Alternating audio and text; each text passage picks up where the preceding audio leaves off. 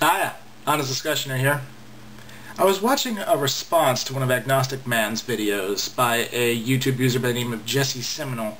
The video itself really isn't that important. He didn't even enable comments because apparently, according to him, there's never been an intelligent discussion on YouTube ever, and to just take the facts for what they are.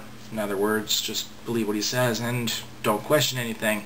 I don't want to answer anything in a public forum.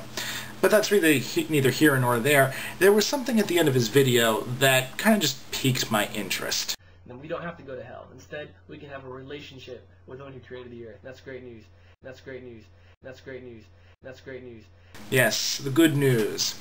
Have you heard Christians use this phrase before? I've heard it a couple different times from people like Gear Up and the like. Now, I don't really understand how Christians go about using this phrase in their head. I mean, if they're saying it to other Christians, then it's not really news, is it? And if they're saying it to atheists, well, we really don't believe you. We don't really think that's valid. It's apparently, to me, it's a little bit disingenuous, as though stating it factually and calling it news, while not really calling it news as from a newspaper, but while trying to state it as such, adds some extra credibility to it. But I think if we mash it up with some of the other things in the Bible, it doesn't really work out quite so well. Oh, hey, guess what? Women don't get to teach men anything anymore. And also, if they're learning anything, they're not allowed to ask any questions. And that's good news. Hey, slave owners, if you're worried about having your slaves revolt against you, just make sure they're Christian slaves, because Christian slaves are supposed to obey their earthly masters. And that's good news. Hey, did you hear? God will punish anyone who doesn't know about him when they die. They'll get what they deserve, and that's great news.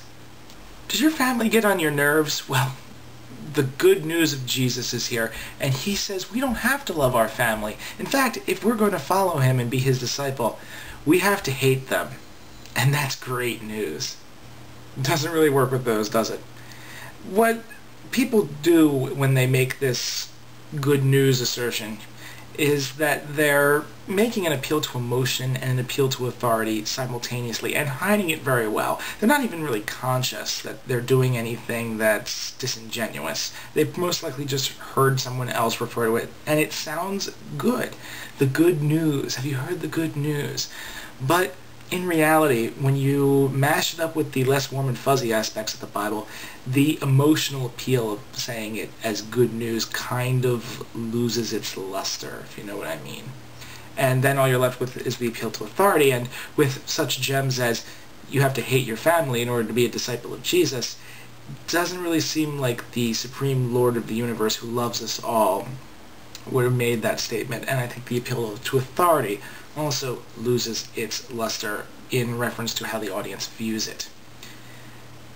So, Christians, if you're going to really call this news, which it really isn't, I don't know, you might not want to call the whole thing good news. Have a nice day. Honest Discussioner, out.